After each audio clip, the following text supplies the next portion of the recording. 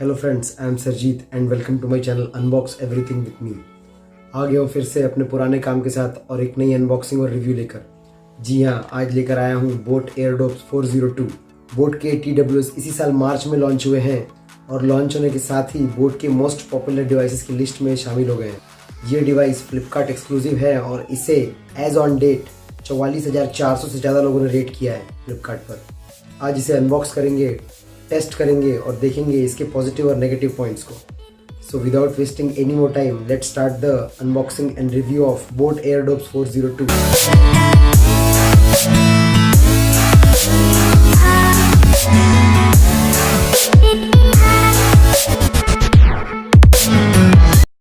Unboxing से पहले box पर दिए हुए स्पेसिफिकेशंस पर नज़र डाल लेते हैं।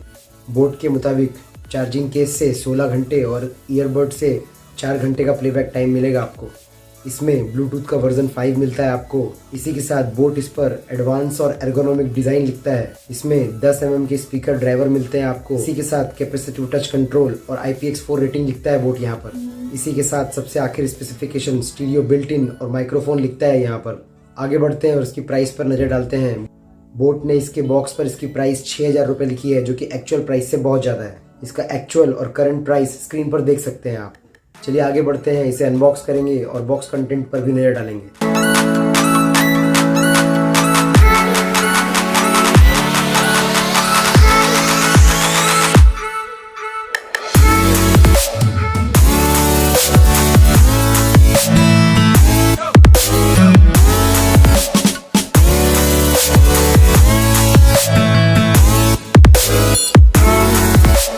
देखिए, इस डिवाइस को मैंने 7 दिन यूज़ किया है और इस दौरान इसकी परफॉर्मेंस और मेरे एक्सपीरियंस के बेसिस पर मैंने इस रिव्यू को तैयार किया है। मैं कुछ ऐसे पॉइंट्स में इसे एक्सप्लेन करूंगा जो इसे लेने से पहले आपको जानने जरूरी हैं। तो अगर आप इसे लेने का प्लान कर रहे हैं तो वीडियो एंड तक देखिएगा, आपके सारे डाउट्स क्लियर हो जाएंगे।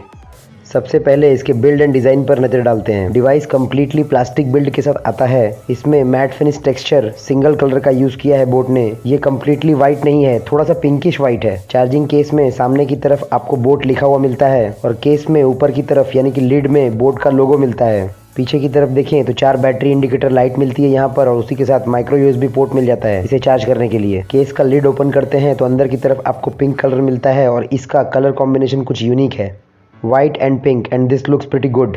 केस के लिड और ईयरबड सिटिंग सेक्शन दोनों में आपको मैग्नेट मिलता है। Quality of magnet is also very good. Earbuds की तरफ देखते हैं। चार्जिंग केस में ईयरबड्स की सिटिंग सीधे यानी कि स्टैंडिंग पोजीशन में है। ये बहुत ही ज़्यादा लाइट वेट हैं एंड आई मस्ट से बहुत ही हल्के फील होते हैं। इसमें पीछे की तरफ आपको बोट का लोगो और उसी के नीचे LED लाइट मिलती है जो ब्लू और रेड में ब्लिंक होती है। सामने की तरफ आपको सिंगल नॉइस कैंसिलेशन माइक मिलता है और इसी के नीचे राइट और लेफ्ट का लोगो मिलता है। डिवाइस के साथ 3 साइज के ईयर टिप्स मिलते हैं और ईयर टिप्स का कलर पिंक है और ये काफ़ी कूल लगते हैं। केस और ईयरबड्स दोनों की ही क्वालिटी अच्छी है। इसमें यूज़ किया हुआ प्लास्टिक और उसका matte texture I have to say in hand feel बहुत अच्छा लगा मुझे। हालांकि ये इतना कॉम्पैक्ट और छोटा नहीं है बट फिर भी मैनेज हो सकता है। डिवाइस IPX4 रेटेड है जिससे वाटर एंड स्वेट प्रूफ हो जाता है। Overall I am pretty much satisfied with the design and quality of this device. तो अब इसके टच ऑपरेशन को समझ लेते हैं। इनकमिंग कॉल को पिक करने के लिए लेफ़्ट या राइट किसी भी ईयरबड पर सिंगल टैप करना होगा और उसी तरह से कॉल को डिस्कनेक्ट करने के लिए लेफ़्ट या राइट किसी भी ईयरबड पर सिंगल टैप करना होगा। इनकमिंग कॉल को रिजेक्ट करने के लिए लेफ़्ट या राइट किसी भी ईयरबड पर 2 सेकंड तक प्रेस करके रखना होगा। इसी तरह से अपने वर्चुअल असिस्टेंट यानी कि गूगल या सीरी को एक्टिवेट करने के लिए लेफ़्ट या राइट किसी भी ईयरबड पर 2 सेकंड तक प्रेस करके रखना होगा। अब म्यूज़िक कैसे ऑपरेट करेंगे ये भी देख लेते हैं। प्ले या पॉज करने के लिए लेफ़्ट या राइट किसी भी ईयरबड पर सिंगल टैप करना होगा। इसी तरह से नेक्स्ट ट्रैक पर जाने के लिए राइट ईयरबड पर डबल टैप करना होगा। प्रीवियस ट्रैक पर जाने के लिए लेफ़्ट ईयरबड पर डबल टैप करना होगा। यहाँ बोट की तरफ से आपको वॉल्यूम अप एंड डाउन का फीचर नहीं मिलता है एंड दैट वाज डिसअपॉइंटिंग। इसे ऑपरेट करने के लिए बोट ने यहाँ जेस्चर टेक्नोलॉजी का उपयोग किया है और इसकी जेस्चर टेक्नोलॉजी काफ़ी सेंसिटिव है और बढ़िया वर्क करती है।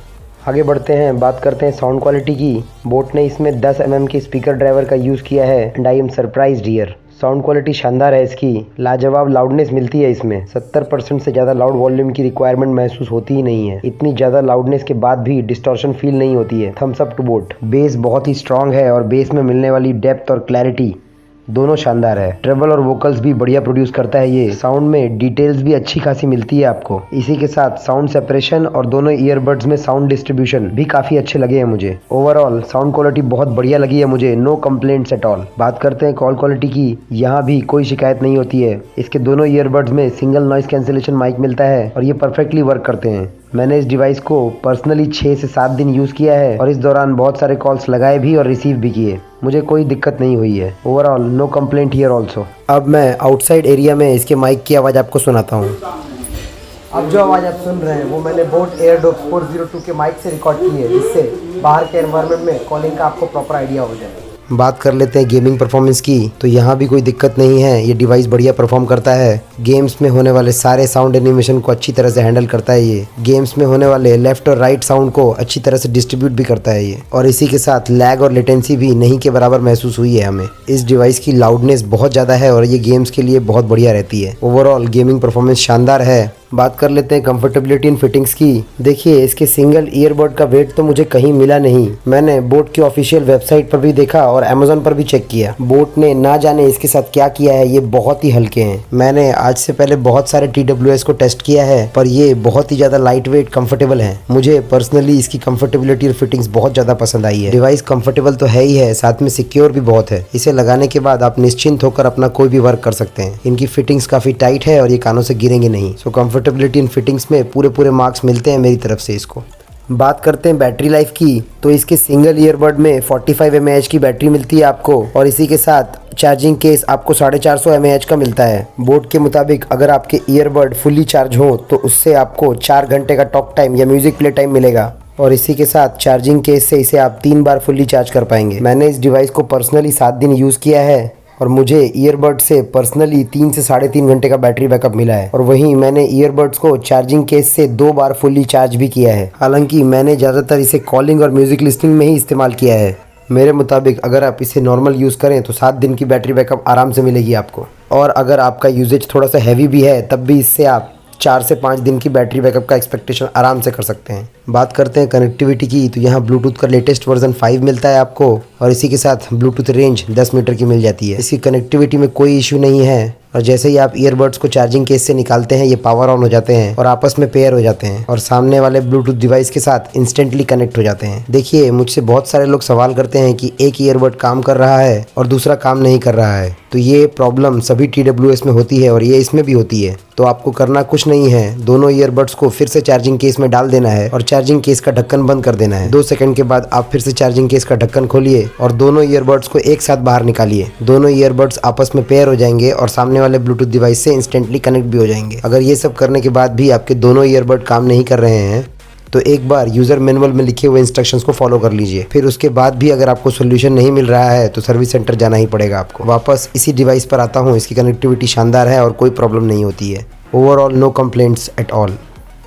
अब बात कर लेते हैं फाइनल वर्डिक्ट की, तो देखिए, इस डिवाइस को यूज़ करने से पहले इससे बहुत ज़्यादा एक्सपेक्टेशन नहीं था मुझे, बट यूज़ करने के बाद और टेस्ट करने के बाद आई एम सरप्राइज्ड। बोट के ज़्यादातर डिवाइसेस की तरह इसकी भी परफॉर्मेंस बहुत ही शानदार है। तो अब इसके पॉजिटिव और नेगेटिव पॉइंट्स को समराइज कर लेते हैं। डिवाइस की साउंड क्वालिटी, कॉल क्वालिटी और गेमिंग परफॉर्मेंस शानदार है। कंफर्टेबिलिटी एंड फिटिंग्स में one of the best device है ये। बैटरी लाइफ भी डिसेंट है और कनेक्टिविटी भी बढ़िया है इसकी। डिवाइस IPX4 रेटेड है, इसमें 1 ईयर की वारंटी मिलती है आपको और इसी के साथ ये बोट की तरफ से आता है। बात कर लेते हैं नेगेटिव्स की, तो इसमें नेगेटिव्स मुझे कुछ ऐसा मिला तो नहीं, पर फिर भी कुछ फीचर्स की कमी एज ए नेगेटिव कंसिडर कर सकते हैं हम। जैसे इसमें वॉल्यूम अप एंड डाउन का फंक्शन नहीं मिलता है आपको और इसी के साथ डुअल पेयरिंग भी नहीं मिलती है इसमें। ओवरऑल ये डिवाइस शानदार है और अपनी प्राइस को कम्प्लीटली जस्टिफाई करता है। बात करते हैं रिकमेंडेशन की, तो मेरी तरफ से ये डिवाइस हाईली रिकमेंडेड है। अगर आपका बजट 2000 के अंदर है और आपको बहुत ही ज़्यादा कंफर्टेबल और फिटिंग्स वाली डिवाइस चाहिए जिसकी साउंड क्वालिटी भी शानदार हो, तो आप इसे आँख बंद करके खरीद सकते हैं। अगर ट्राई करना चाहें तो लिंक डिस्क्रिप्शन बॉक्स में मिल जाएगा आप। चलिए फिर आज के लिए इतना ही। कैसा लगा मेरा रिव्यू आपको? अगर अच्छा लगा हो तो लाइक एंड शेयर कर लीजिएगा।